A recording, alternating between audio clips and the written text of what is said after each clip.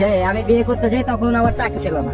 তখন ওর মা বাবা ডিরেক্ট বলে যে না, নিয়ে দিতে পারবো না। তখন ও সবার সামনে একটা কথা বলছিল, আমার এখনো পরিপূর্ণ ভাবে মনে আছে। আমি ওর সাথে চলে যাবো, তো আমাকে যদি রাস্তায় নিয়ে রাখে তাতে আমি থাকি। তোমাদের যদি ভালো লাগে তোমরা আমাকে দিতে পারো, আর যদি না দাও আমি নিজে চলে যাবো, আমাকে আটকাতে পারবো না। তো তখন কথাটা শুই না, মানে এতটা ভালো লাগছিল আমার, আমি আসলে বলে বোঝাতে পারবো না যে এত ভালোবাসতে পারে কেউ। তখন ওর ফ্যামিলি ওর গার উপর হাত উঠায়, হাত উঠানোর পর আমি ওনাদের অনেক রিকোয়েস্ট করি, তারপর ওটা সরে নাই।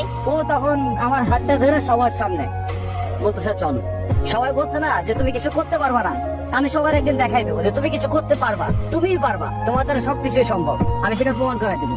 আমার কেন জানি ওর পর থেকে নিজের ভিতরে অন্যরকম শক্তি কাজ করতে থাকতো যে না, আমার কিছু একটা করতে হবে, আমার কিছু একটা করে দেখাতে হবে।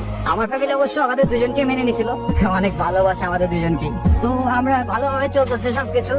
আমার ওই যে জেদটা, যে আমার বউ বলছিল যে না, তোমার কিছু একটা করে দেখাতে হবে আর তুমি পারবা, সেই জেদে আজকে আমি অনেক ভালো কিছু হয়ে গেছি। জীবনে একটা জিনিস কি জানেন, খুশি থাকার জন্য টাকা পয়সার দরকার হয় না। টাকা পয়সা আজ আছে কাল না, টাকা পয়সা আজকে নাই তো কাল আসবে, আসবে কিন্তু এমন একটা মানুষ দরকার, এমন একটা ভালোবাসার মানুষ দরকার, যে মানুষটা আপনার শেষ অব্দি আপনার পাশে থাকবে, আপনার কাছে থাকবে, আপনাকে ভালোবাসে, আপনার হাতটা শক্ত করে ধরাতে রাখবে। মানে যেমনই পরিস্থিতি হোক, যেমন অবস্থা হোক, সে মানুষটা সবসময় আপনাকে বলবে যে আরে আসি তো, তুমি টেনশন করতেছো কেন, আমি আসি না, তুমি